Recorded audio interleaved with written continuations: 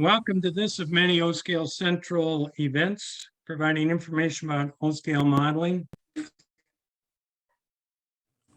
And so let me go through a little bit of what I have here. So O-Scale Central is, first of all, about this event. We're going to obviously have a primary presentation and appreciate everybody paying attention to their mute button. And as John just said, we're recording this event.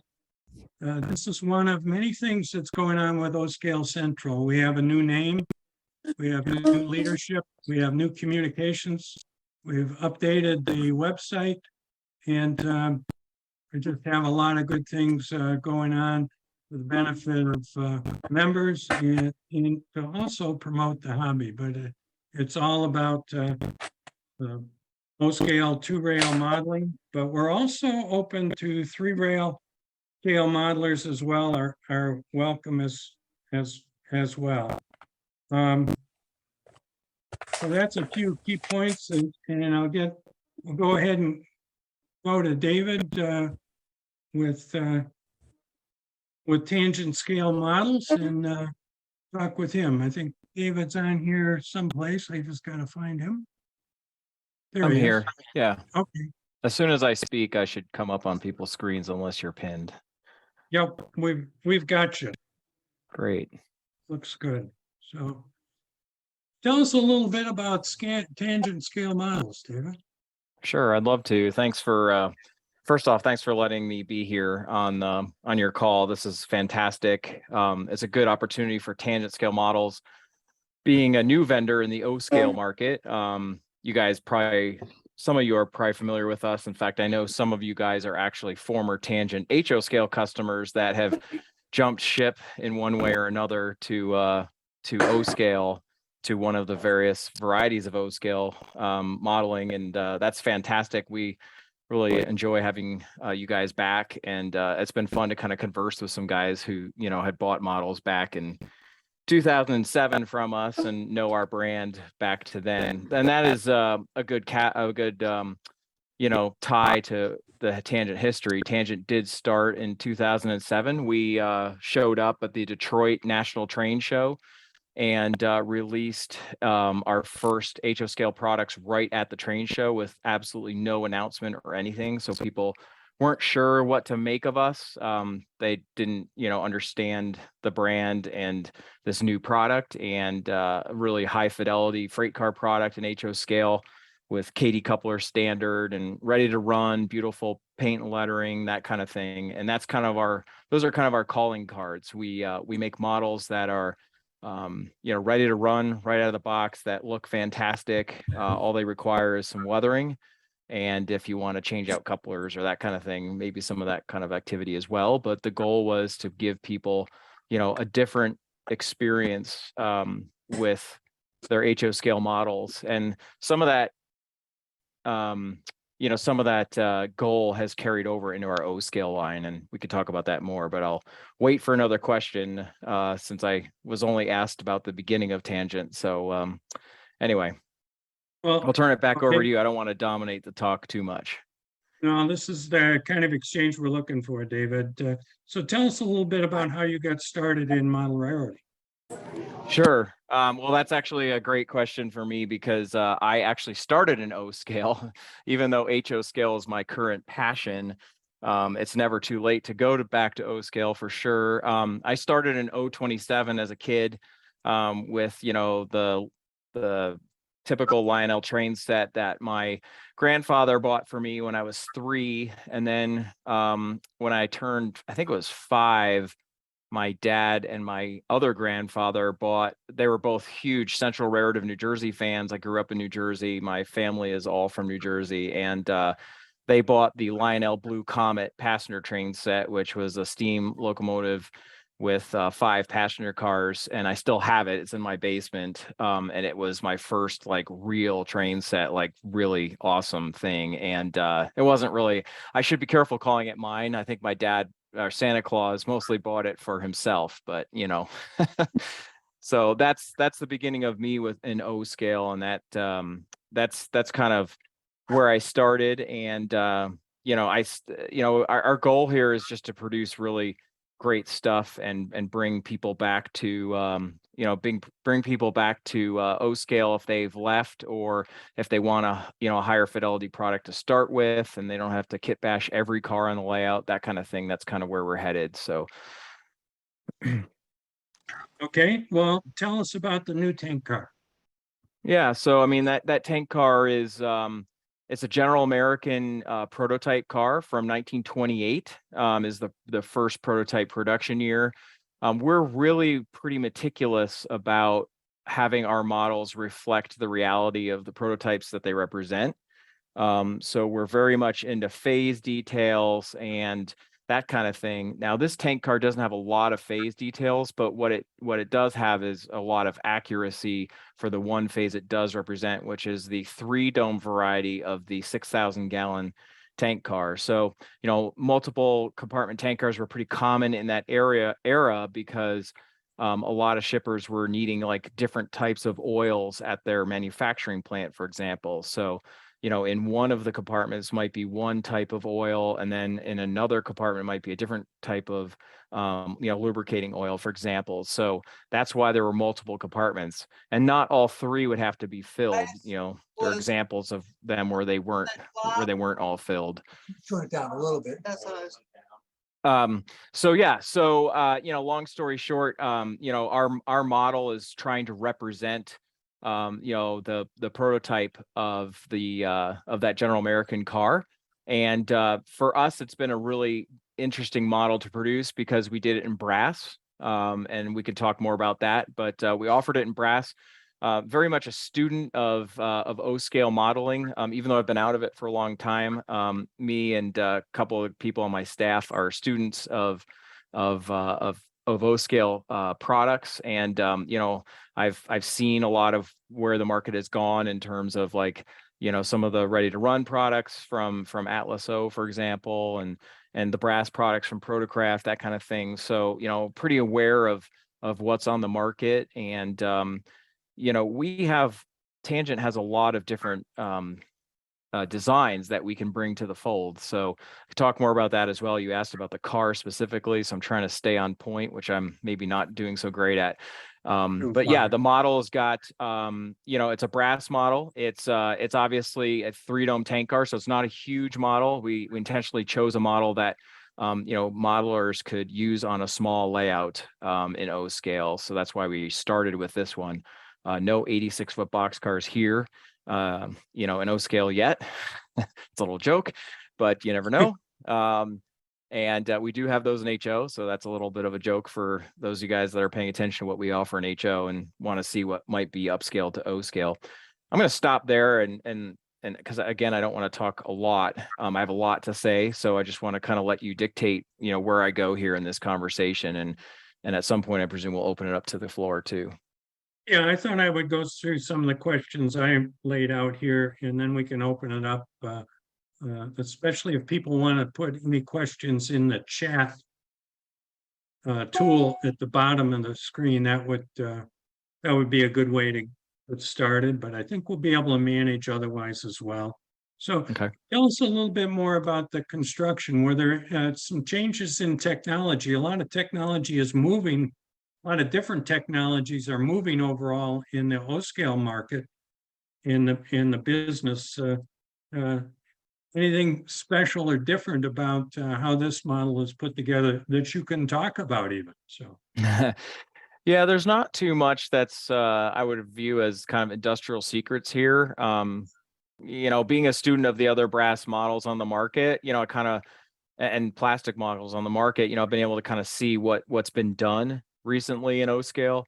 You know, I think for us, you know, it was more about innovating kind of what we think people wanted, which was, you know, a product that lasted across multiple eras so that there were lots of buyers. You know, the benefit of this 3-dome tank car is it's got 50 years of of production history, which we reflect in the paint schemes that we chose, starting in 1929 all the way to 1970. So, we have paint schemes that are applicable to those eras. And of course, the cars lasted past 1970. These are just the eras that the paint scheme were applied in, paint schemes were applied in. So, we've done a lot of work there. But yeah, our goal is, from a technologies perspective, was to provide variety in terms of the two different wheel and truck types that we employed under our cars. So we wanted to give a nod to the O-scale two rail crowd, or really, we thought that the O-scale two rail crowd would be our primary market, which it is. The Proto 48 guys, we wanted to give a nod to those modelers as well, knowing that they have a lot of track work and other modeling to do. So we thought we'd give them a model that they can put on the layout and start to run. So yeah, nothing on the technology front really that I view as a huge innovation, other than the detail we put on the tank cars, like the individual chains that you can see that hang from the bottom of the car are really, really well done. Very happy how that came out. Also, there's a lot of rivets on this car. There are thousands of rivets on this car, and they look pretty good. It's hard to do rivets correctly on a tank car in any scale. In O-scale brass, it's another level of hard. A lot of labor goes into that. So yeah, I'll stop there. Well, all right. Well, the initial comments I've seen and heard have been very complimentary about the model. But one of the topics is about the pricing. So how about talking a little bit about the pricing, where we are and what's going on? Sure, I don't mind doing that. I mean, we could talk about plastic versus brass, but I think, that's a different topic for a different question, which I can get to. But, starting with brass models and what's on the market presently, there's a lot of different styles of products on the market. There's unpainted brass models with or without decals available on the side. There's painted models that come out of the box, kind of like what Tangent did, that are already there, like Rich Yoder, for example. So there's great stuff there. We wanted to kind of follow up on that, and the price was really dictated mostly by by what we have to pay for these models. And I could tell you, we're not paying $10 for them. Yeah, we're paying a lot of money for these models because there's a tremendous amount of hours of labor in these models. And I think that's the big takeaway. So, the price point of $525 is derived from that directly. I will say though that, against what else is on the market in terms of the amount of labor that is on this model, and also things like the different truck varieties that we're offering and wheel varieties, painted wheels, we've got the wheels already painted for you. We've done a lot of the work. Our lettering and stenciling is bar none better than anything in O-scale, and in HO scale we claim the same thing.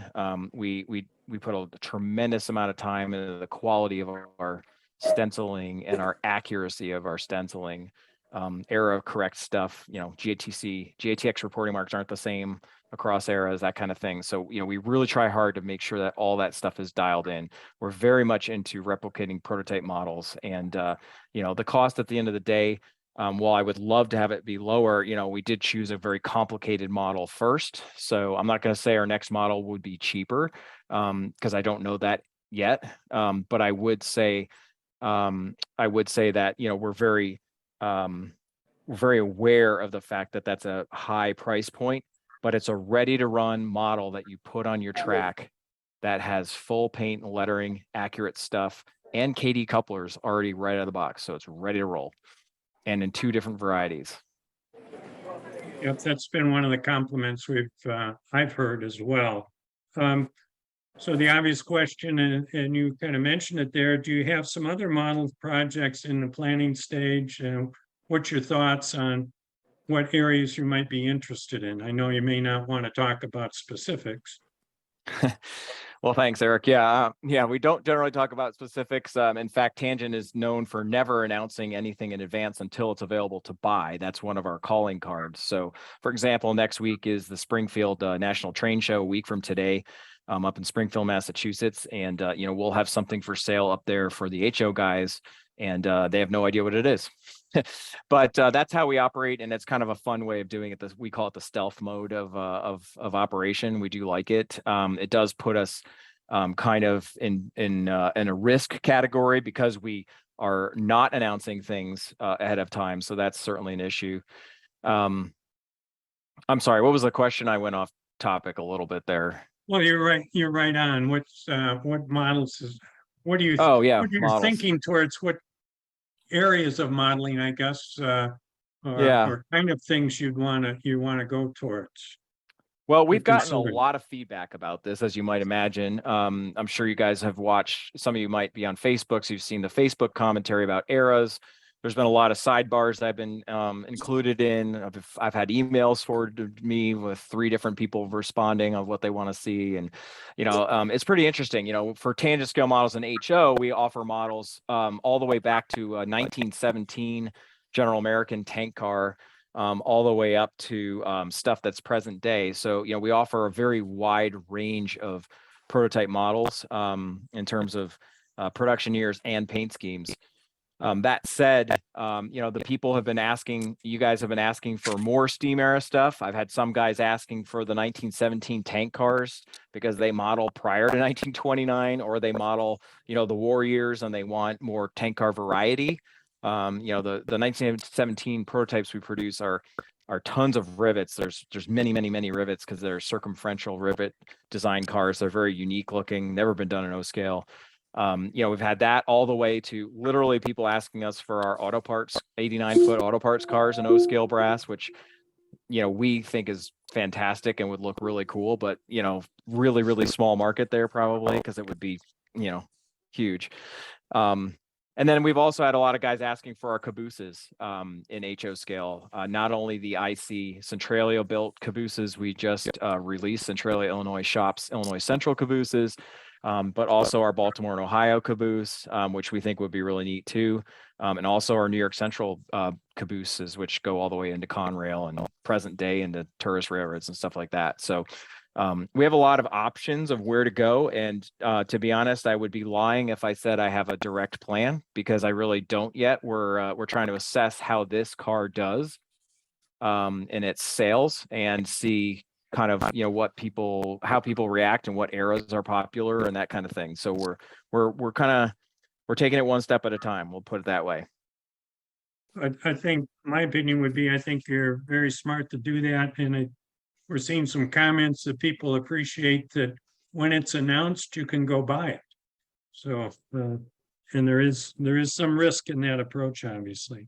What's Yes, your there is. view of the overall O scale market? What's going on, and what trends are catching your eye, or encouraging or discouraging from your point of view? Yeah, that's a tough one. I think, coming out of the pandemic, I think that generally in all scales, there is a bit of a decline there was an increase in participation during the pandemic. And then, our sales went up quite a bit during the pandemic, but then coming out of it, it seems to have really slowed down again. And I'm not sure what to attribute that to in all scales, but in O scale, we're new to that. We're new to this market, so it would be maybe not polite for me to comment heavily on where I see the market personally, but I'll just say that I believe that it would be a significant challenge to make our money back with an O scale plastic entrance into the market in the year 2023. That would probably not come out until the year 2025. That's a lot more risk than I think my company is willing to absorb. I think it's hard to find models that can sell in the 5 figures to recover the plastic investment in O scale. Now, I do recognize that brass is a very expensive way of releasing O scale models, but the benefit to modelers, if we can get this train rolling together, if you pardon the pun, is that we might be able to do different types of freight cars that, and possibly cabooses that are already in the tangent line, hopefully maybe in quicker succession, so that we can build up a base of neat stuff.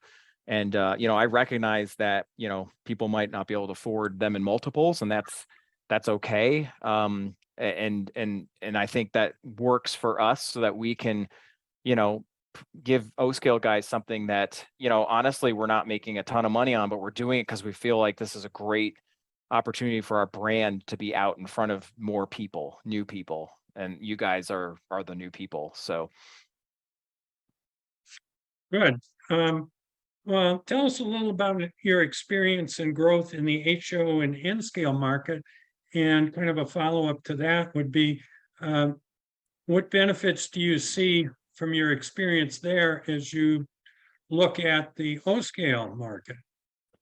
yeah, I think one of the big things we learned in HO, I'm not going to really talk about N because we've only done one car in N, and that maybe speaks of a lot of volume right there. But in HO, the thing we learned was, when we released a 1967 built covered hopper, 67 to 72 was our first covered hopper product, which is a Pullman standard 4740 cubic foot covered hopper, which like many class one railroads bought. A lot of modelers were like, that's great. Now can you do something in the steam era? So by our third product, our second product was a 1962 to 64 era product. And then our third product was one that went back to the 50s. And then our fourth was one that went back to the 30s. So, one of our strategies has been to kind of give something to everybody so that everybody has something to buy. And what I've learned here with this new tank car in O scale is that, we did give most people something to buy, even the gripers, who are like, well, I model the 70s. It's like, yeah. And the General American GATX black, paint scheme car with the ACI label, we have photos of in West Colton in 1974. So, there it is. And then also the Protex car, which we offer in a billboard scheme, is also a 1970 paint scheme. It originated in 1970. So, we think that offering modelers something in multiple eras is the way to go. I'm not going to say that Tangent's going to offer something for the 2022 guys right now, because we actually don't have that in O scale for a new car design, but we do have paint schemes, that are reflective of 2022. So it's really, picking the car that's reflective of people's eras, I think is the big win for us right now as we enter a new scheme. But that's not to say that I'm closed to more steam era cars, because we have some good ones in our line. And I know and believe that a lot of the O scale market right now is still, steam era focused. So, we don't want to say no to those guys, Okay, very good. Those are kind of my basic questions. We got in chat, we've got several things, compliments from several people, and but I don't have any real questions. So I guess what I'll do is ask you to, if somebody has a question, we're running right now with 51 people, so we got to be a little bit careful about multiple people opening up their mics at one time. But if somebody has some questions, go ahead and open your mic and let me know that you have a question. Bob Poole, I have a question. Okay, Bob, go ahead. I'm wondering from your production process, if you have a successful HO car model, can you relatively easily scale that up to something for O scale using the same plans drawn to a different scale? And does that make it easier? So should we maybe look forward to things that have been in your HO line that would be the more likely things to come into the O scale line? Yeah, thanks for the question, Bob. That's exactly right. You've kind of intimated that pretty well from what I've said here. And yeah, I mean, we absolutely want to do, if we're going to do more O scale, if and when, it'll be stuff from our current line. We have, we have more than 30 models to choose from at this point. So and a lot of them are very prolific, prototype models or prototypes in the real world. They were prolific in their time, or they still are, depending on the car. So yes, we plan to do more of those for sure. Thanks. And or offer stuff that we've offered an HO scale for sure. Yep. So those are all on your website, so we can look at them. Oh yeah. Yeah, On our okay. website, there's the view and buy bar. It's the black bar that goes across the top. If you click view and buy HO, you can Okay. get to the page that shows all of our currently in stock HO stuff. And then if you scroll all the way to the bottom of that same page, you can see the out of stock HO stuff. So all of our molds are kind of represented on that Right. page. Okay. And the other part of your question was whether it's easy to scale up. Easy is probably not the right word, but Right. possible, yes. So it's possible to scale up from HO to O. But as you might imagine, as you do that, you introduce new kind of questions. It's like, well, we designed it this way in plastic in HO, and assuming the future ones in brass, like how do we Yeah. handle Okay. that problem? There's going to be problems that come up in the design. Also, there's going to be things that come up in O scale that you can see better in HO. So it exposes a lot of sins, if you will, that you can hide in other scales. But I like to say that our HO stuff is better than at least some of the plastic that's been put out in O scale, and that's not hopefully offensive to you guys. But our HO stuff is really, really high fidelity, and we spend a tremendous amount of money doing multiple variations of our models. So like our auto parts cars, we have right now we released, I think it's 10 different body styles of that car, and body builds of that car. And our 4750 covered hoppers are the same way. We have multiple different versions because even in HO scale, we think that that's really critical. We don't just we don't just produce one model and FUBI it. It's like, if you're into EMDs, the Jeep 40s, from 1967 or 67 are different from the ones from 68, right? So you have all these different phase variations. It's the same thing with freight cars. Okay, Thanks for the question, Bob. good question. Somebody else have a question? I do. All right, Jim? Bob, do you see 3D printing being something that'll really innovate in your company? Do you see yourself doing on-demand freight cars in 3D printing? The short answer to that is no. We want to provide that out of the box experience of the ready to go model, with full paint, lettering, and all that.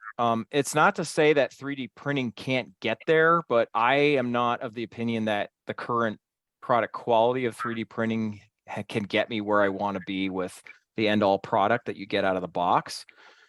But it's possible down the road that that's there. Now, keep in mind, if we go there, it's not going to make it a lot cheaper because we still have to deal with, painting, lettering, pad printing, assembly. So, we're trading off one cost for another.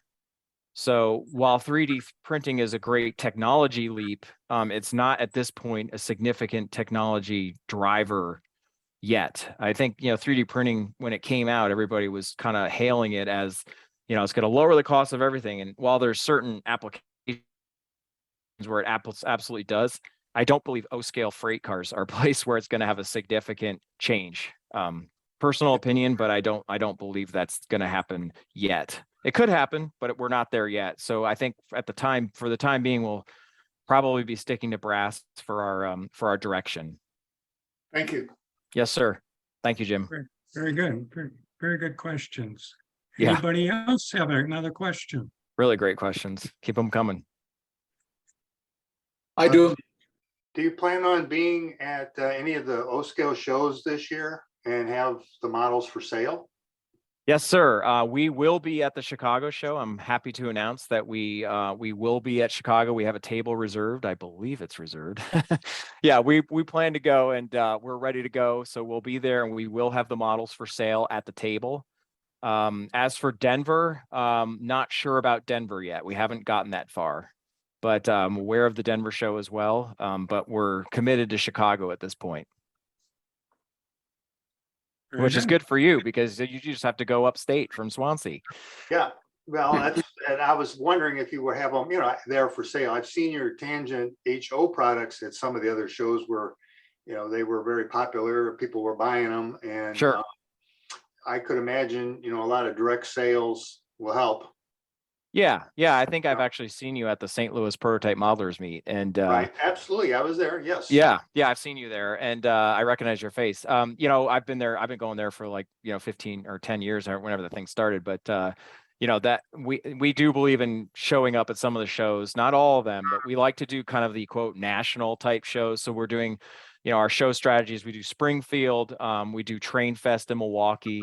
And we will do, some of these kind of targeted shows like this O scale one, especially because we're new to this market, and, we need people to understand who we are, and that we're here and we're serious about this. This isn't hopefully this is not a one-off, Sure. Okay. All right. Thank you. Yes, sir. Very good. Any other questions? I do, thank you. Yes, Santiago, I believe. it is.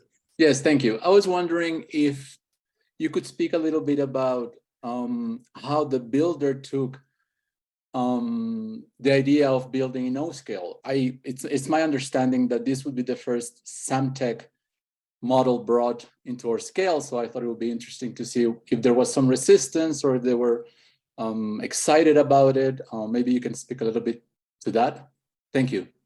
Sure, that's a good question. No, they were fantastic for us to work with, and there were a couple of new things that they had to do. First off, they had to kind of see what an HO scale model of ours looked like, and we gave one to them so they could see kind of what we were aiming for in O scale. And they were able to kind of figure out, okay, this is kind of where they're headed, and we decided at the beginning that we were going to use KD couplers, so we had that as an outline. They were good. They worked pretty well with us. I won't have anything negative to say there. The models speak for themselves. They're really quite good, and I'm really pleased with the quality of them. I think they run pretty darn well, and they look really good. So, and that's another one of the key things here is that I emphasize to those guys and Sam Model is we need them to not only look good, but we need them to run well. So those are two big factors for us. Very good. Appreciate it. Thank you. Very good. Somewhat related to that, I have a question from the chat. Do you plan to make your trucks available for separate sale? Yeah, that's a really good one. We actually went into it with that plan. And when we found out how much we would have to pay for the trucks and the wheels, because it's not just the trucks, right? It's the wheels that come with them. So there's quite a bit of cost there with those turned wheels, So, our goal was to really get focus around the cars to begin with. However, we do understand that there's a lot of people out there wanting the trucks. So, and that specific design of the truck. So yeah, we will probably get to those down the road. But right now we don't have that as a plan. I'll put it that way. Okay, all right. And also, we have a comment from John Cody said, do I need to start keeping an emergency $500 tangent announcement fund ready to go? Yeah, we get this So- a lot in HO scale where people are pretty angry with us because they're like, I have expenses this month and I really can't miss out on this model. So we are fully aware of that as a problem, and we recognize it, and there's humor in it, and there's also a bit of seriousness in it, and Yes. we kind of see it both ways, and we try our best to bring in enough products so that we don't have a sellout right away. We are in that boat here with the tank car. We've brought in enough of them so that you guys can kind of weigh your time on this. Not going to speculate how or when they'll sell out, but I will say that we still have all the cars in stock. But yeah, we're there, and we're here to serve. So. Okay, good. Anybody, how about another question from the group? I have a question. All right, Jim, again? Do you plan to do any passenger cars or only freight cars? Good question. Yeah. So if you look at our HO scale selections on our website, we don't offer any passenger cars. We only offer HO scale freight cars of 1917 to present day varieties, and also several cabooses. We have 3 different caboose or 4 different caboose models on the market right now.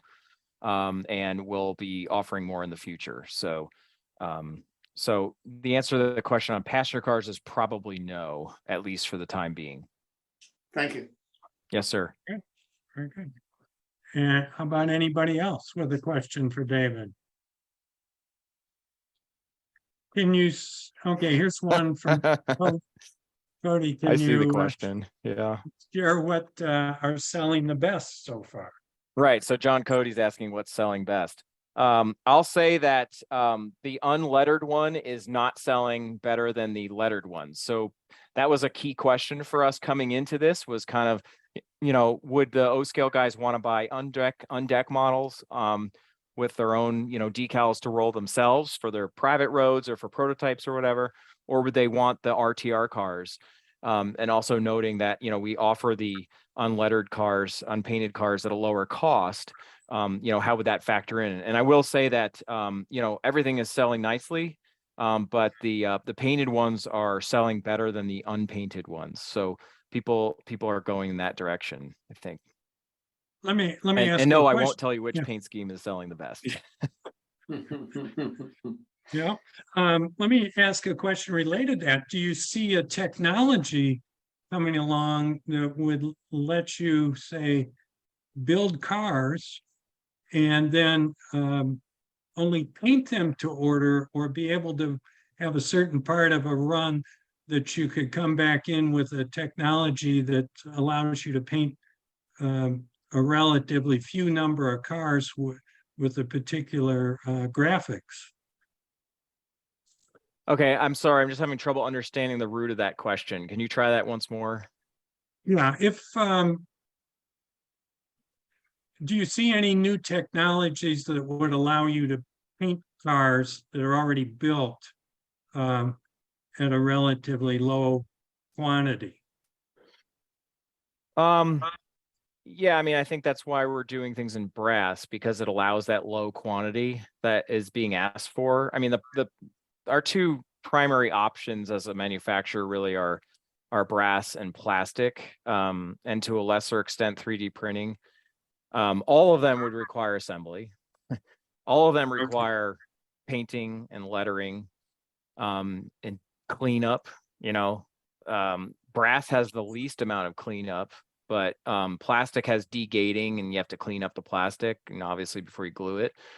3D printing is the worst offender. As anyone who is a 3D printer knows, there's a tremendous amount of, you know, stair-step waste plastic that is built around the model that you have to cut out of the model. So, you know, everything has a drawback of some sort, but, you know, getting to the root of that question about, you know, quantities, you know, brass is probably our best outlet so that we can offer as much of our product line as possible.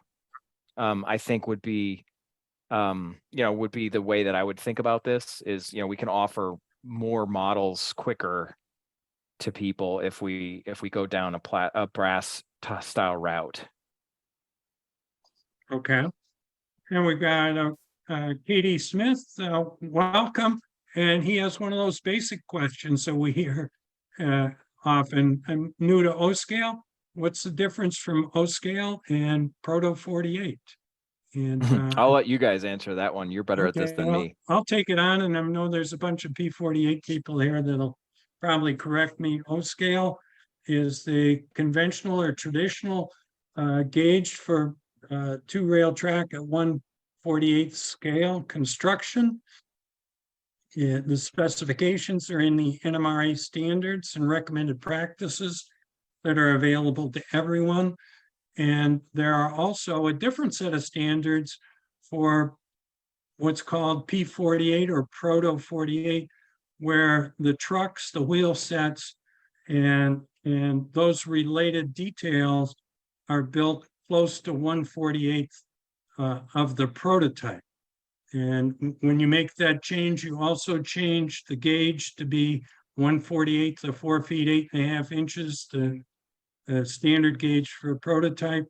And that is different than traditional O scale that is at 1 1/4. Now, because I'm a traditional O-scale guy, I will point out that the difference in the gauge is basically the width of the head of the rail.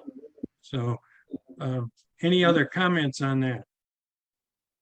I hope that answers Katie's question, at least to get them started. The And I just wanted, specifics- Yeah, I go just ahead. wanted to interject too, Eric. If I didn't answer that last question or any of the other ones, please feel free to re-ask. Yeah. Okay. How about it? We got any more questions? David has covered a lot of ground here for us. I have a question. This is Scott. Okay, Scott? Hey, Scott. Go ahead. Yeah, hi, David.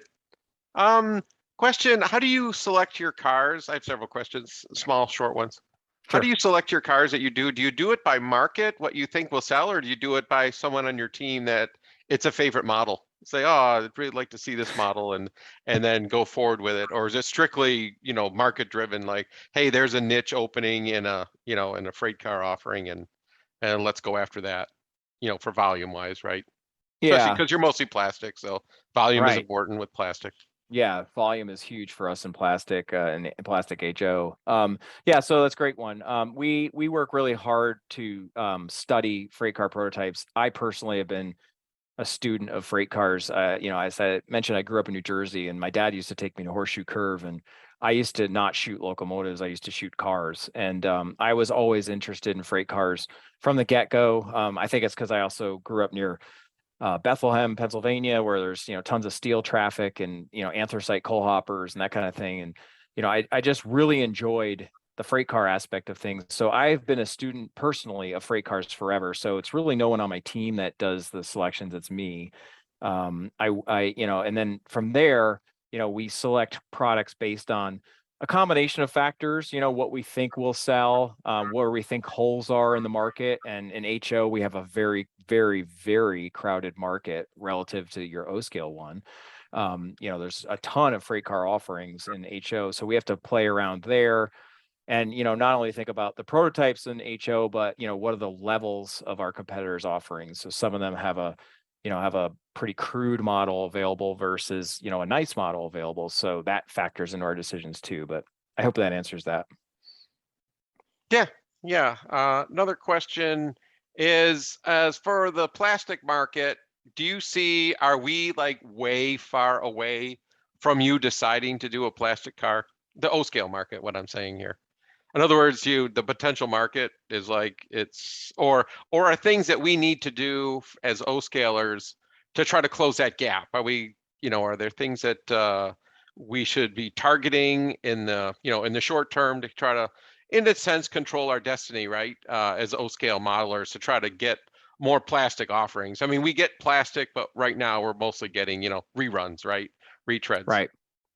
And Yeah, I think new Scott, stuff that, is yeah, sorry, I didn't mean to interrupt. No, sorry. Go ahead. Yeah, I mean, I think the answer here is a couple of things. One, you kind of hit the nail on the head. The O scale market is not seeing a lot of new plastic offerings. There are some, but they're pretty scarce relative to HO. So I think that states a lot about the buying population in O scale being, a smaller number of people.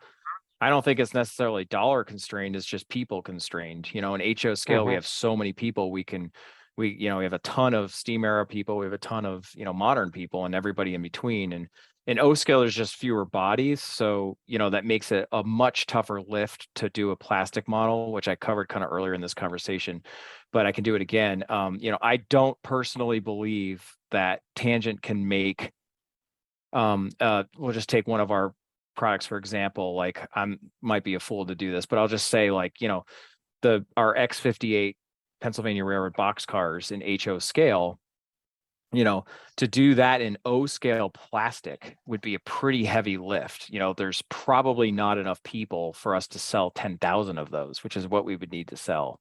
So to me, the issue in O scale is there's not enough buying people to really absorb new plastic models.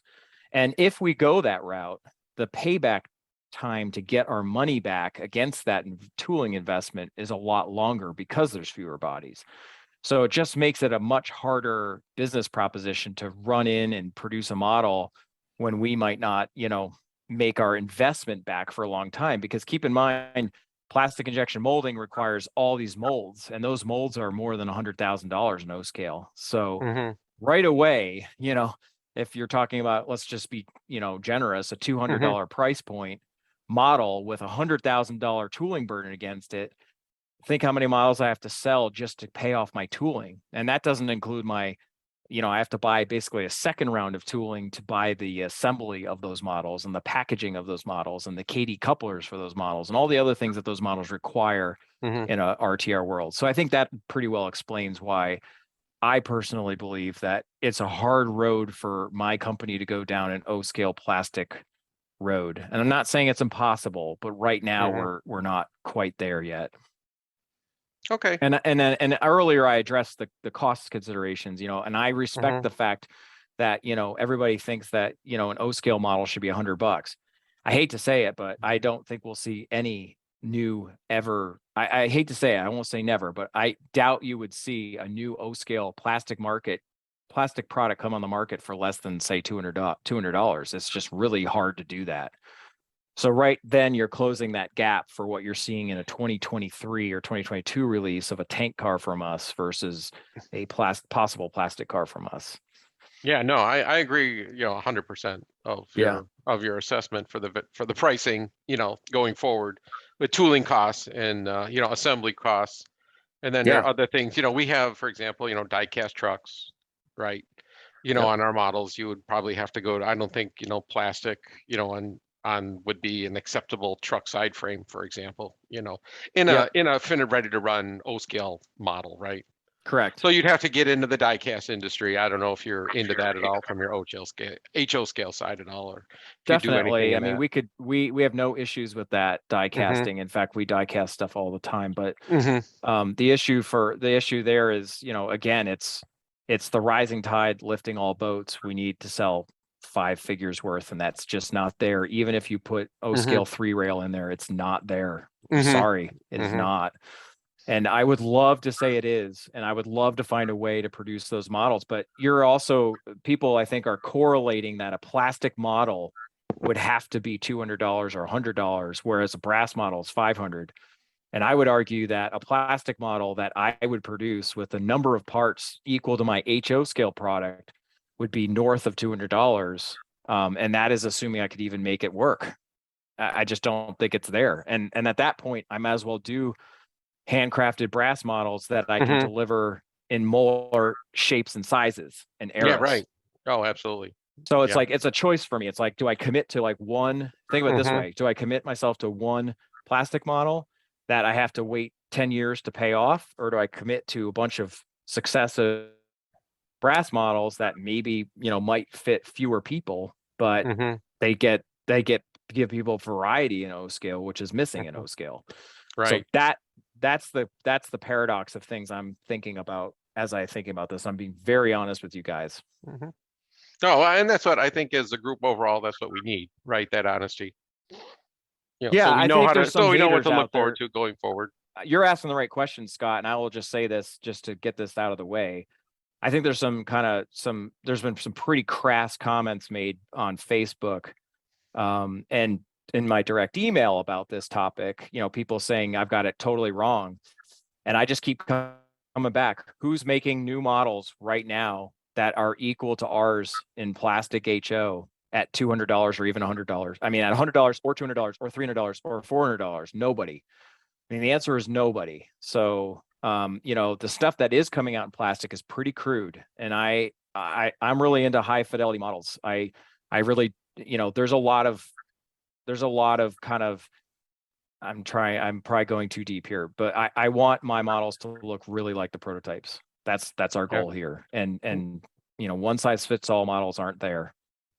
Yeah, you're right. Your models are fantastic looking. Your the HO, even the O scale, obviously in the brass, but even in the plastic, which is not Yeah. something easy to do, right? A lot of details there and a lot of It is. small O scale is, castings. like I said earlier, O scale is a beautiful new world for us. In Yeah. fact, Dan, who's on this call, is one of the guys that's on my team, and he and I are both avid HO guys and have been for our lifetimes.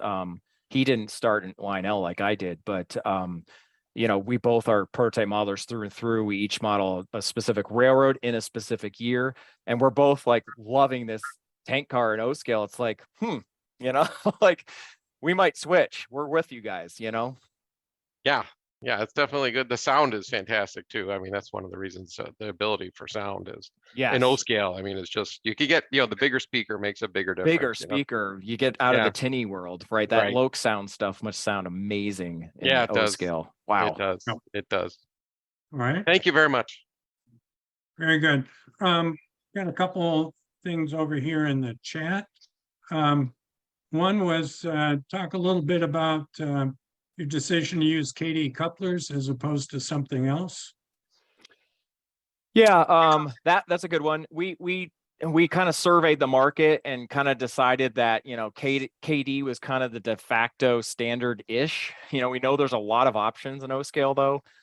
Obviously we weren't going to do Lionel style knuckle couplers. And I know that, Norm from Protocraft has his own coupler, which is fantastic. It's a lot like one of the HO ones that we have in that scale, but a niche product. So we thought we'd go with this, kind of the lowest common denominator, if you will, which is kind of sounds disparaging, which I shouldn't say it that way, but that's what everybody kind of wanted, I think. And honestly, we've had zero feedback. If I can think of all the emails and Facebooks and threads I've read online, nobody has said anything about the couplers.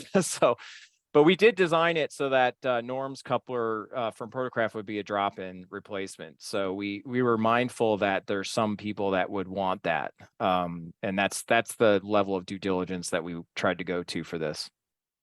Very good. I think that's paying off, and I think that's a very common opinion. You got it right. And I really appreciate you taking a look at the flexibility so that you could actually put a different manufacturer's coupler in, and you're not just locking it in. Yeah, Also we got a approached it question- that way for couplers, and also we thought about honestly having multiple couplers with multiple truck variations, but then it's like, then you're playing SKU bingo, like for our SKUs that are in our warehouse, it's like the chances of us sending the wrong product just increase exponentially. So, and also inventory costs, and, it just drives your, manufacturing partner crazy. So we tried to keep it somewhat simple, and we thought we were doing a lot with just getting, Proto 48 versus O scale 2 rail. Okay, good. Got another question. Do you envision at all there being a market in the 3-rail scale people for your particular products? There might be market there for sure, but that's not a market we are actively looking at. Again, that market's a little bit, we're more focused on real looking models and real looking trains and faithfully representing the prototype. And I'm not sure 3-rail generally is in that direction, but I'm aware of the fact, and I've been told by enough 3-railers that there's interest there, that it's not something we should ignore. But I'm not sure how to address it, because for us, that becomes a whole, like I was just talking about SKU bingo, SKUs, it's the same problem there. We'd have to introduce another new truck, which is a whole bunch of new expenses. And then, does a KD in that situation make sense? It's a Talgo, I don't know how you call it in O scale, but in HO scale, we call it Talgo couplers. Yeah. I don't know what we call them in Lionel. What do we call them in Lionel world? I don't know, but Lobster claws. thank you. Thank you, Scott. That's good. Let's be kind. And got another question. Right? Is the John, go ahead. John Dunn? Did you have a Yes, how are question? you guys?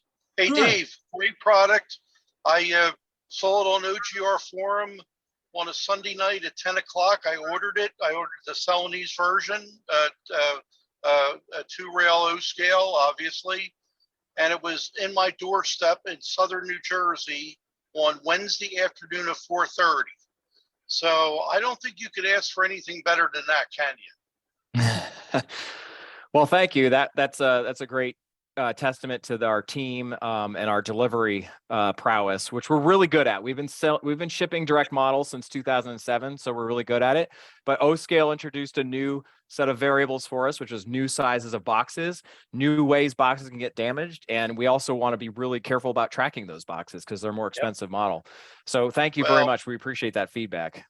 And the other thing I want to tell you too, I just left Yankee Dabbler hobby shop with 2 of your Tangent HO pieces, the gondola, Pensy gondola, and the Pensy quill car.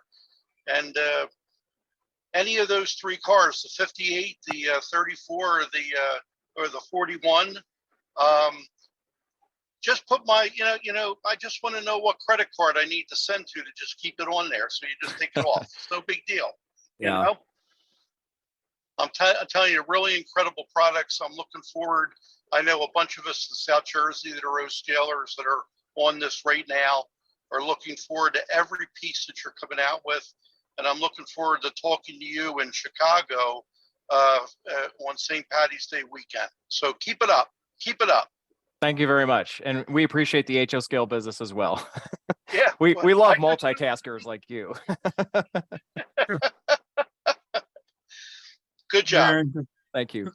Very good. One other question. I think I've covered about everything we had on the chat. Yeah, I don't mean to dominate this. There's a lot more questions coming in. Somebody asked I what we think- model specifically. I personally am currently building a layout that's Spokane, Washington, the Milwaukee Road 1957 built yard in Spokane, Washington, but I'm modeling it in 1973. HO scale. All right. Just to answer that one. Somebody asked that. There was also a question, do you see an opportunity for, say, a general service flat car that could actually have some additional, say, bulkheads added to it or things like that, that would still have a basic car, but give you multiple lines or multiple products out of the base car? Perfect question. We have one of those in our HO scale line that is both bulkhead and non-bulkhead. So yes, there's an opportunity for that in O scale. That's probably some of the due diligence we have to do, like where are the holes in the car types. So any information you guys want to pass on, request to us, feel free to send us an email to support@tangentscalemodels.com. And it'd kind of be interesting to hear, what you guys think. I might be a glutton for punishment, get more email that I can't answer. So I apologize if we don't answer every one of them, but we try to answer every email and just say, thanks for thank you for your opinion. It is nice to hear what people are interested in. But yes, that's a possibility to round out that bulkhead and non-bulkhead flat car question. Yes, we have a prototype for that. Very good.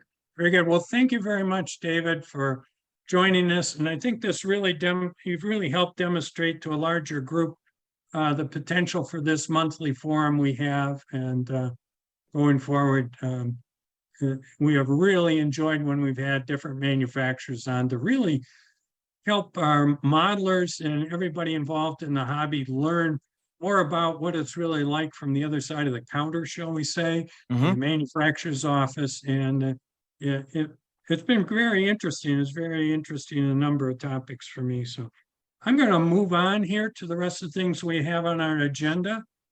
And the Thank next you, thing everyone. thank you. And you're welcome. I just want to say thank you.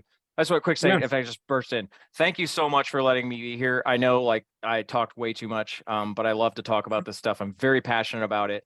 And we'll talk in future in person, you guys, and we'll do this again when I have something interesting to talk about again, hopefully. So until then, thank you very much. Really, really, really do appreciate it. Thank you. I think, I don't think you talked too much. I think you were right on the level of information you provided I thought was really right on what we were looking for today. So good job. Thank you. David welcome. Schultz, how about an update on Chicago? Thank you, Eric. And David, I can confirm you do have a table at the show and right where we discussed. So you're good to go. Good. All right. Life is going by very quickly, so I couldn't remember. So thank you. Yep, you're in. All right. So updates that we have, the show this year, 16th, 17th, 18th, and 19th, 16th being a Thursday. The hotel rate is good for those 4 nights. So that's kind of a new thing. I think in the past it was only good for either 2 or 3, but we were able to talk them into doing it for 4 nights. So if you want to show up on Thursday, new this year, we were able to get the hotel. They offer a shuttle service, and they will come to either of the Metro train stations, either the one in Lombard, which is on the UP line, or Downers Grove, which is on the Burlington Northern line. You just need to call the bellhop. Boy, I'm tied up here. The bellhop contact number, which is 630-719-8000. We will have that on the website here in the next day or two, and I'll also probably be posting that on the Facebook page. But if you give them about a 30-minute head start, because they have a shuttle that runs about every 30 minutes, they'll meet you at whichever station and bring you to the hotel. That's if you're staying at the hotel. Otherwise, I'm not sure if there's a charge or not, but if you're staying at the hotel, that's a free service. On Thursday, Mr. Schneff will have an operating session, a full operating session starting at noon until 5 o'clock. In previous years, he used to do a Friday thing, last a couple hours because he had to get to the show and set up. So this year, since we got the Thursday night hotel room, he's decided to do a full operating session on Thursday, starting on noon. So that's kind of a new thing. Be kind of fun. I've never been to the full operating session. I've been to some of the part-timers, and I usually go there and thoroughly cross things up for them. So this year, maybe I'll stay away, and that way you guys can have more fun with it. On Friday, the dealer setup starts at 1 o'clock, which we started that last year, and we got really good reception from people. They really liked the fact that we had a 1 to 7 setup time. So it gives you about 6 hours to get set up. So people like Ted and Bill Davis really appreciate that, because they seem to rent more tables than most of us could ever dream of. I don't know how they get all that stuff in there and get set up. But anyway, it starts at 1300. We ask that no trading take place. I know that there's a little of it goes on anyway, but we try to keep that to a bare minimum if we can. Friday evening, yours truly and Dan Doughty, we'll be holding a kind of an impromptu meeting starting at 8:30, talking about the show, talking about O-Scale in general. He and I will be hosting that. And then there'll be a Proto 48 meeting moderated by Paul Hansen on Friday also. That'll be after our Friday evening. So that's from 2000 or 8 o'clock in real time, as my wife always says, through about 9:30, I understand. And then Saturday will be the normal trading. Opens at 8 o'clock for the dealers, 9 o'clock for the public. And we'll be finalizing the clinic. We've got some clinics already set up for Saturday, but we'll be finalizing that list. You'll find that on the website. I'll probably get that posted on Facebook also for those that are watching us on Facebook. The Detroit Model Railroad Club will be there, which is kind of nice. The portable layout they'll have set up. I'm not sure exactly where Brad's got planned to set them up, but there was talk of being in the foyer. The foyer is going to get a little crowded there if we keep doing that. But anyway, we'll find a spot for them, and that'll be nice to see another model railroad set up there. And then Saturday evening, we have, and I've just started calling it the after show. It'll be kind of a social time after the show, starting probably around 5 or 5:15 when the show closes itself. We'll just have an area to get together. There'll be a cash bar. They're trying, Doug Meyer and Dan Doughty are trying to get a projector and screen set up so that we can have just kind of photographs from previous shows, maybe contest winners, maybe prototype stuff. That'll just be kind of showing in the background, something to look at. Like I say, if anybody's ever tried to socialize in Harry Carey's, it gets a little loud and with the games going on and such. So we're going to try and do this in the foyer after the show, and that'll go till midnight. So I think that's going to be interesting. We're trying to work up some other things to do at the show. I haven't cemented anything yet, but we'll see if we can't come up with some other activities at that meeting also. Let's see here. And then Sunday is going to be shorter than usual because the hotel has asked us to be out of there by 1 o'clock. They have another program going on. So we agreed to it to try and work with the hotel as much as possible. And so we're going to open at 8:30 on Sunday morning, and then try and have the show over with by noon and see if we can't get everybody out of there by 1 o'clock. That usually went till 3 o'clock, but most people were pretty much packed up and gone by 1. So we don't feel that it's going to be cutting into anything really. So that's kind of the plan for this year. But anyway, you can find further information at our website, which is marchmeet.net. You can also look on our Facebook page. We've got a March Meet on the Facebook. The show is on March 16th, 17th, 18th, 19th, and I hope to see you all there. All right. David, thanks a lot. Any special questions for David today? Well, looks like your information is complete. A bunch of people are already planning to go, and you're welcoming more, and you need a few more hotel reservations as We well. I do. know. The tables are selling pretty well. We get orders every day for those. The hotel reservations kind of lagging behind a little bit, and hopefully that will pick up here. I kind of plan on it will, but we have to meet a certain criteria to keep the ballroom within reasonable costs. So Right. hopefully people will stay at the hotel there and help us out in that fact. Well, I registered for 3 nights yesterday, so I'm trying to help you. Thank you very much. Strasbourg show is April 15th, just a reminder for people. I don't think we have any report on that. Bob Jellin, you want to tell us about the Denver June convention? Absolutely. Thank you, Eric. And again, David with Tangent, happy to have you join us today. Great to listen to you, and certainly know that you're welcome to show up at the O-Scale National Convention. The convention will be held June 8th through the 11th of this summer in Aurora, Colorado, which is a suburb of Denver. It's at the Hyatt Regency, the same place it was at in 2021. A quick update, registration is open. People have already registered. People are already reserving tables. We do have a limited number of tables, but we plan on selling them all out.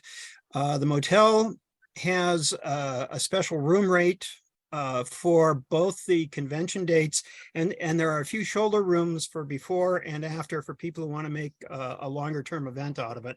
And of course, in Denver, there's a lot to do. So people who are coming are planning a little bit of vacation time around it, whether they go ride trains in the mountains or take in a baseball game or go to the museums or whatever. So lots to do. Couple of interesting things to mention. We are going to have a full slate of clinicians coming in. One of them will actually be David Schultz, who's right here on the call. Another one will be Sarah from Austria. She's coming in from Europe. She'll be talking about how she creates her own 3D printing to upgrade existing models, existing kits. And I'm sure you've seen her post on the 2Rail Facebook page. Santiago is coming from South America to talk about how he put together a particular passenger train and the efforts he went through to find the locomotive, the passenger cars, whether they were available commercially, had to be modified. And going on, we'll have David Stewart doing a session. David, of course, has the Appalachian and Ohio layout that's been on the cover of Model Railroader. David's layout will be open for tours during the convention. And in fact, the convention car, 2 cars that were prepared by Atlas are lettered for the Appalachian and Ohio. So there's a limited number of those cars available. That will be on the website too. The website is oscalenational.com. We also have a Facebook page. And if you go to the Facebook page, on the main page, you'll be able to then, or not the Facebook page, but the website, O-Scale National. If you go to that, on the main page, you'll be able to see how to register with the motel directly, what some of the area attractions are. We're just updating that website now with a lot of new things on the vendors, on the layout tours, on just everything we're going to have to offer, both in the convention and in the community at large. Couple of related things to that too. Bob Sobel will be doing one of the clinics. Bob is going to actually talk about how to, in his own words, keep the original Weaver drive happy. As he pointed out, there are plenty of Weaver drives out there. They're perfectly good. I have just learned over the past week or two that many Weaver drives are actually being modified and put inside of, say, the Lionel C420 model, or even the Atlas, some of the Atlas Elko models, that it's being used for that. So lots to learn. We also will probably, at this point, I don't want to make a promise on their behalf, but it looks promising that we'll have the Detroit sectional layout here. We're looking at a couple of other sectional layouts, including the one that John Johnson had with full scenery. He had that here in 2021. People love that. He also has a time saver, a John Allen time saver layout that he brought that's a separate operation. So plenty of things going on. It sounds like Ted Schnepp will be here. It sounds like Merwin will be here from Caboose Stop Hobbies in Iowa. We're going to have a good selection of vendors. We're going to have a good selection of attractions, layout tours. And the last thing I'll mention is we've held the price at $45 for registration, $55 for a table. If you get 6 tables, you get your registration free.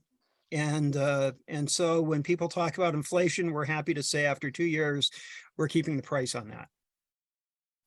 All right, very good. Any questions for Bob about your June trip? All right, sounds good. I'm like,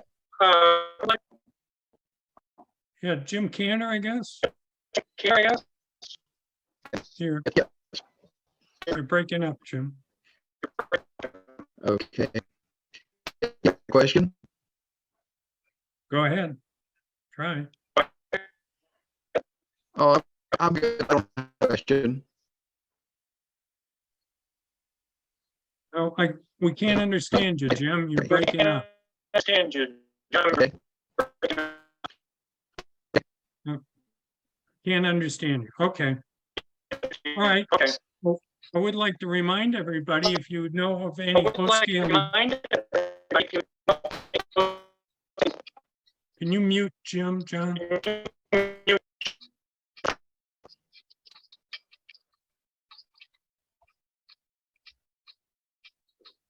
There you go. All right. Just like to remind everybody that O-Scale Central on the website has a place under Find O-Scale for current events. So once again, if you want to communicate with O-Scale on general comments or topics, O-Scale Central, want to get something posted, use that message tool that's at the bottom of the homepage on O-Scale Central. So now I'd like to go on to see what Dan Dowdy has in the way of new events or reminders that we all need to know about what's going on in O-Scale. Dan? I don't have a whole lot of new stuff to talk about. I know that the SDL 39 project from Central Locomotive Works, I will have one of his units at the table in Chicago to show people. It's already sold out. I believe he had 28 units that he's building with Jay Griswold's drives. But if there's enough interest, he may do it again. It's I put some pictures on Facebook. It's a gorgeous model. The trucks are exceptional. It's a shame that that truck can't be used on any other American locomotive other than this thing, but it is what it is. There is another model coming out, and that's Glenn Guerrera is going to be coming out with an SW1 in 2 phases. This will be an etched brass model, very similar to what Lou's doing. Glenn will be producing the AARB truck, which we should have at the show to show. He'll sell those trucks separately for converting other locomotives. So that's going to be interesting. Sylvan Scale Models, a company you may or may not have heard of. They've had a couple of urethane cars in the past, but they're coming out with a 1937 Studebaker cab over engine REA delivery truck in 1/4 inch scale. So that's going to be a welcome addition to a truck. They're introducing it next week at the Big E. So that'll be interesting. In our last issue, we did cover a new company. I don't know if you heard them or not, called Tangent Models. Apparently they came out with some tank cars. So we got that in the last issue to show the variety. And obviously these things are gorgeous. So I'm looking forward to seeing them in Chicago. The only other thing I'll mention is a shameless plug for my own company. We have done 3D nut bolt castings for the sides of cars where the handrails go in. And I got a call from a guy named Keith Johnson, who was a well-respected modeler out west. And he wanted to know if we could do the same nut bolt casting in a square nut. Apparently, square nuts were big back in the day, and ours were hectagonal. So I said, yeah, we did that. And then he requested a nut bolt and a rivet version of actually 2 nut bolts together, which were used on cabooses. A lot of the handrails on cabooses used a double nut bolt and a double rivet. So we put those to our line. So those are all available now. So other than that, of course, Chicago is a big deal, and we're looking forward to that. My home layout will be open on Thursday and Friday morning. So anybody passing by on the way up, we'd be happy to show you the mess in the basement. All right, any questions for Dan?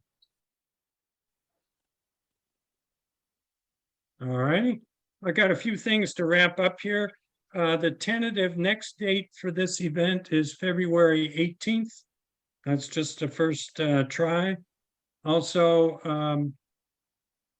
Al needs to remind us again that for our coupler, O-Scale Central, the coupler journal, we need material for that, and it's easy to do. Al? Oh, thank you. Yeah, we need articles. We need photographs. I need cover photos, particularly.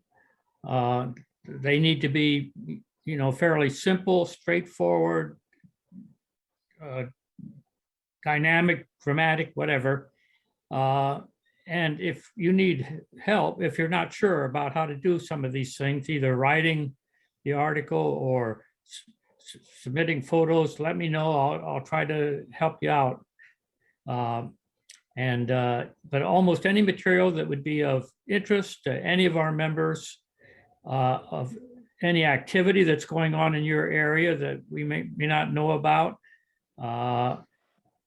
any scenery items, whatever you have that might be of interest. We really would like to see an article. It could be very short. It can be up to 600, 800,000 words maximum. We'll find a way to do it. And I'll be happy to work with you via email. And my email is, editor at OSK. Help me out.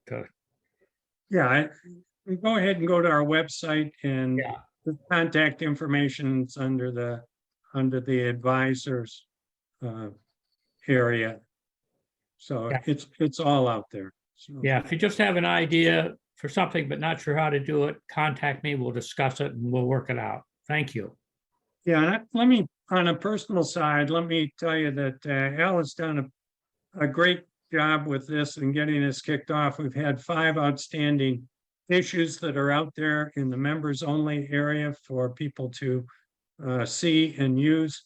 And you're going to see pictures from my layout. And Al coached me on doing that and did some graphic stuff that makes it look a lot better than it does if I'm standing at the edge of the layout. And the important information to me was I can set my regular cell phone camera up to take a picture that's perfectly acceptable for a cover shot for the coupler. And Al can do a lot of things to do a little editing here or there, put a blue sky over some things. And boy, it's really fun to work with Al. So I encourage you to try him out. So thank you. But, we do have a need to see if we have any NMRA experienced achievement program judges that would be available to help out in Chicago.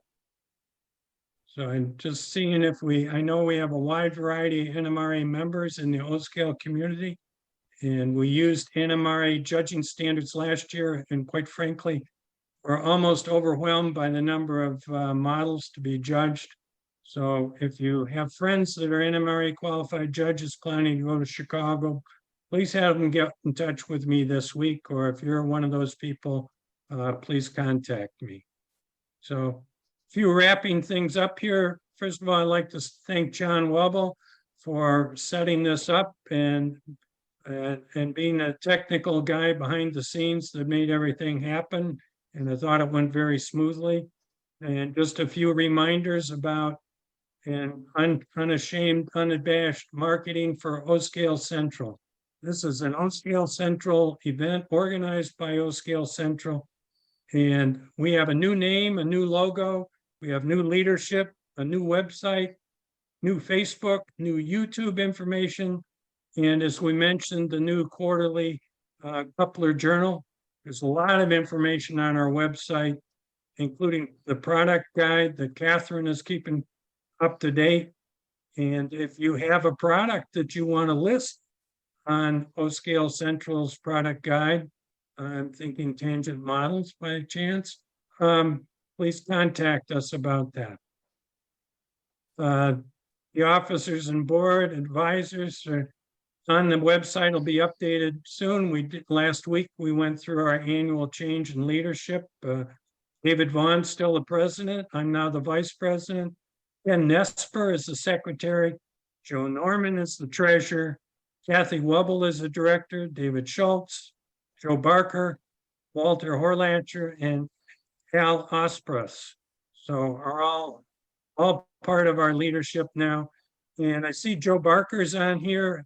And I just want to comment that Joe has been working tirelessly to improve our membership processes. And if you have been a member or had a situation where somehow O-Scale Central disappointed you in the past, please give us and Joe an opportunity to make things right and get things rolling the way they should be. It's been a tremendous improvement in our processes, but we always have a little bit farther to go.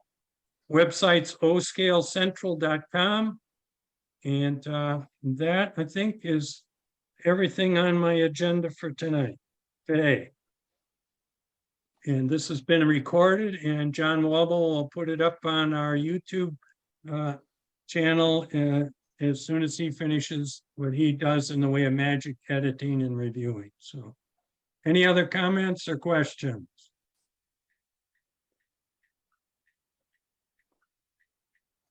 Well, I hope the silence means everybody's really satisfied. So I had fun doing this, and we'll do it again next month. It was a Take great care. meeting. Thank you. Thank you, Eric. Yeah, glad to help out. It's all great fun. Thank you. Thank you. Thanks, Eric.